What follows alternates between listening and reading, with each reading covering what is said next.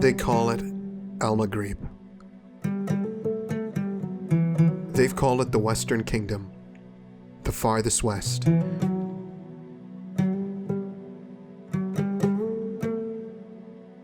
Any further and you're in the Atlantic. To them, I suppose that was the end of their world. Not the world, but the end to theirs, and by them I mean medieval Arabs. It is a diverse nation, with magnificent natural wonders, towering stone fortresses, and labyrinthian medinas and bazaars.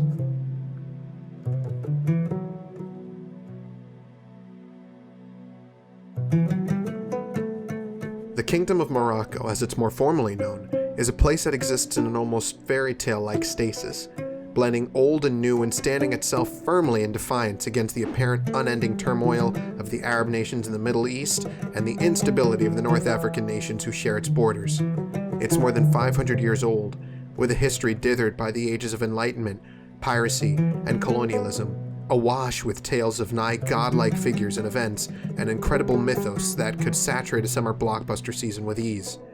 And it's all part of my story as well. Growing up, Morocco served as my second home. Half of my extended family lives there. I hold a passport, I know the towns. You drop me anywhere on the coast and I can get back home, so long as there's someone to translate. The nation has served as the backdrop to many of the most incredible experiences of my life, and the audience of my mind awaits each year for a sequel. Last August, I traveled, as I do almost yearly, and gave that audience what it asked for. We traveled to Tangier aboard the country and also the continent's first and presently only bullet train, stayed in a gorgeous hotel, visited the Spanish settlement of Ceuta, drove to the coastal cities of El Jadida, Rabat, that's a capital, Saleh, a former pirate stronghold, Larache, another pirate stronghold, but this one was bombarded by the Austrians, sacrificed and ate a sheep, raced go-karts, walked along the seaside, visited La Grotte d'Hercule, and drove for many hours in between our destinations. It serves to say the audience, as I've been personifying my conscience, was rightly satisfied, save for the sheep we killed. That was deeply disturbing. However, it was for Eid al-Kabir, a holiday celebrating the end to the holy month of Ramadan.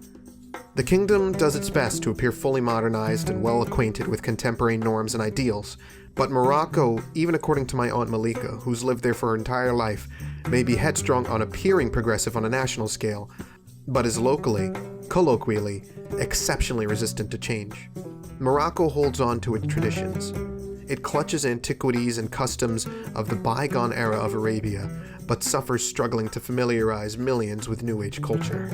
Illiteracy, corruption, and as my father puts it, ethics. It's ethics which the country desperately needs to pull itself fully into the developed world. The kingdom, just as any nation, will always work to better itself. But regardless of that, I always look forward to returning.